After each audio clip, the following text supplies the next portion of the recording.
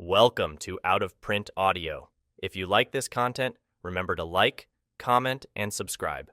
As a quick recap, Henry encounters Mr. Jamison, but it's not really him speaking. Instead, a mysterious voice uses Mr. Jamison's body as a vessel to communicate, revealing unsettling truths and taunting Henry with cryptic messages. Just as the conversation reaches its climax, the encounter turns deadly, and Henry is forced to act quickly, but not before realizing just how deep and dangerous this game has become. Episode 6 of Retrieval begins now. I can see Mr. Jamison advancing on me. I'm standing on the porch where he first was, just outside the double doors of the house. He almost weaves as he closes the distance. Rookie mistake. I move to the balls of my feet. I take small steps backwards, just enough to judge the distance a bit better. I can hear and smell him, his false breaths and hot stink starting to hit me in the nose. I wait till he is just upon me, when he extends his arms towards me like he's about to tackle me. Makes sense, he's much stronger now. He wants to hold me down and literally feast on me. The trick is to act first. You bounce off the balls of your feet and push forward. Just before the moment closes, and as he leaps, if you have time, your gun can enter the subject's mouth. It's easier than you think. Even if you get it wrong, you might still get a nostril or an eye socket. He leaps. I trust he blinks. I squeeze. Then Mr. Jamison's brain leaves his skull. Cleaning up can take some time for these sorts of things, depending how it went down. No one wants to find their grandfather's brain matter in the grass. I dance around Mr. Jamison and head to the container I had left by him before. I open it up, pulling out a bag and a tarp, or large plastic sheet. I start by picking up with my hands what I can. The loose pieces. You want that all in the bag. Then, you slide the body onto the tarp. I like to dump the bag onto the body. Makes it easier if it's one place.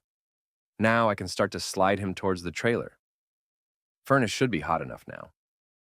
Once I arrive, I hit the side button on the trailer, next to the furnace switch, and the crematorium stretcher begins to slide towards me, and then lowers till it hits the ground.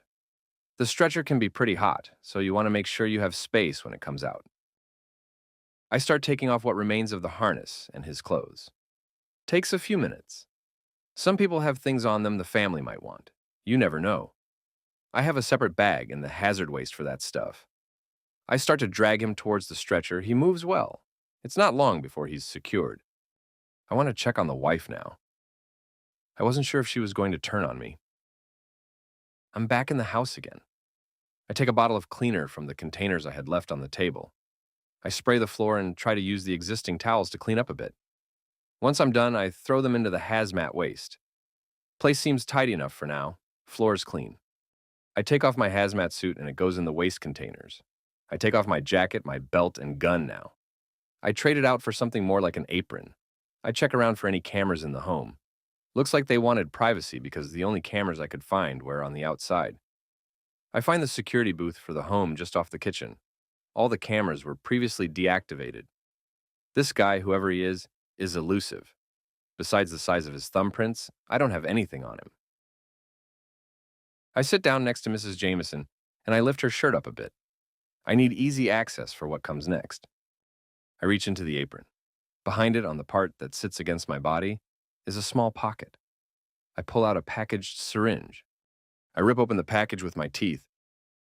I pull my pants down a bit, and I take the syringe to draw some blood from my left thigh. I don't want any marks on my arms. Now that the syringe is full, I pinch the side of her stomach, just the skin, and I inject my blood in. I take the waste and place it inside the hidden apron pocket.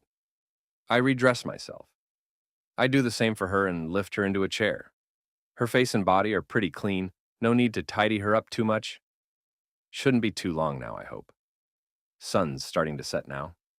Time to chat with the lady of the house. I'm dead. I shouldn't be here. Her voice is soft and old. I watch as she sits up in her chair. She massages the side of her face and neck against her hair. Her hair's brown with white streaks in it. It's short, the kind that mothers develop when they have children who pull on their hair when they're breastfed. It ends just at her jawline. I don't know her, but she seemed like a nice lady, the kind that would help you even if you couldn't help yourself. Do you remember much? So many people, just waiting, just standing there. I saw a few people I knew, thankfully, but so many I didn't. They seemed so irritated when I arrived, almost disappointed in me, but then jealous when I could feel myself leaving. Just saying, they shouldn't be here, and it wasn't right. I remember one of them grabbed me, and then they asked if Henry was going to help them all. Are you Henry? Did you pull me out of there? I am, and I did.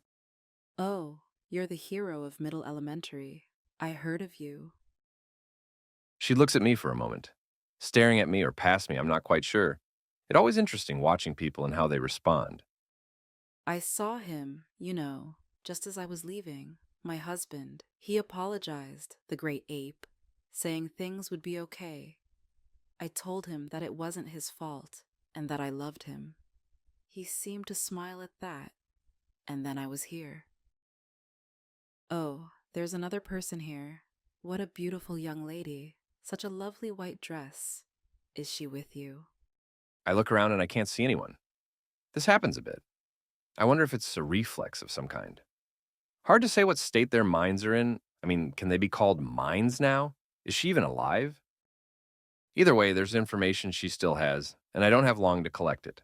Time to get the important answers. That's all for this episode of Retrieval. Remember to like, comment, and subscribe, and hit the notification bell to find out when Episode 7, The Man in Gray, releases.